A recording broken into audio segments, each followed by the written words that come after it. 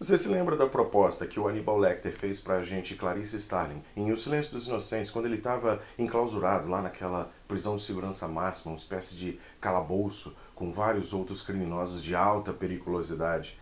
Ela estava desesperada atrás de informações sobre o serial killer Buffalo Bill. E ele propôs para ela um trato, que ela contasse para ele todos os seus segredos, os seus traumas de infância. Em contrapartida, ele contaria para ela o que ele sabia. Pois então, eu queria te fazer uma proposta. Pode ficar tranquilo que eu não vou sair matando ninguém por aí não. Talvez nas páginas dos meus livros. Mas a minha proposta é bem simples e mais singela. Eu queria dividir com você a minha formação em leitura, de onde surgiu a minha paixão pelos livros, pela literatura. E em contrapartida você coloca aí embaixo, logo depois que terminar de assistir, a sua história de paixão com os livros. Quando ela começou? Como você se apaixonou pela leitura? Pode ser? Segura aí um pouquinho.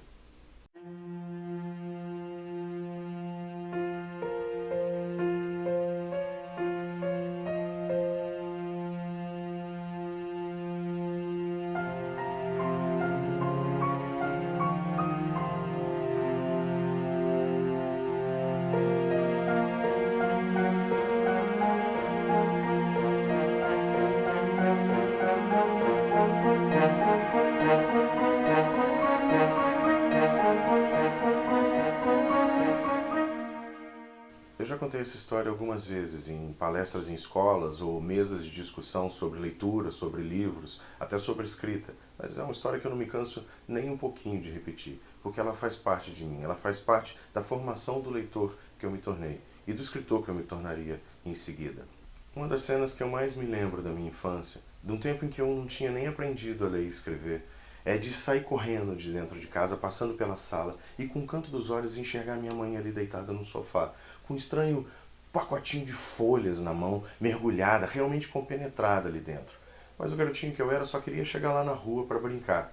A gente morava num bairro afastado do centro, as ruas eram de terra batida e depois que chovia a gente fazia represa na enxurrada, ou nos dias secos descia na ladeira que tinha do lado da minha casa com um carrinho de rolimã. Eu nunca tive um carrinho de rolimã, mas eu tinha um velotrol infernal que eu descia atrás da molecada como se fosse uma motocicleta de verdade.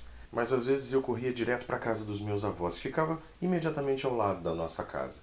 Entrava correndo pela cozinha, onde às vezes a minha avó Maria estava fazendo um doce de abóbora, um doce de mamão, de goiaba. O que eu gostava mais era o doce de amendoim, que ela estendia depois de fervido em cima da mesa, esperava esfriar, cortava em quadradinhos, entregava um para cada neto e dizia: só um, o resto é pro seu avô. Como se o vô Domingo fosse realmente comer aquela compota inteira. De vez em quando a gente assaltava o armário dela e roubava um daqueles docinhos maravilhosos. Mas nem sempre ela estava na cozinha. Às vezes eu entrava pela porta dos fundos e escutava lá do quarto da frente o barulho da máquina de costura. E para mim aquele era o melhor momento do dia. O quarto da frente era o quarto das meninas, das irmãs do meu pai. Uma cama de cada lado e logo abaixo da janela ficava uma máquina Singer antiga, onde ela fazia algumas costuras, alguns remendos, tapete ou cortina. E eu entrava correndo, pulava em cima de uma das camas e pedia para ela me contar uma história. A avó Maria nunca aprendeu a ler e escrever de verdade, mal conseguia assinar o próprio nome. Às vezes, pegava uma folha de papel e tentava rabiscar letra por letra, com a mão tremida, com bastante dificuldade, soletrando as sílabas para chegar no final do Maria de Paula Pereira. Mas conhecia como ninguém a arte de se contar uma boa história, principalmente para um garotinho chatinho que eu tenho certeza que eu fui.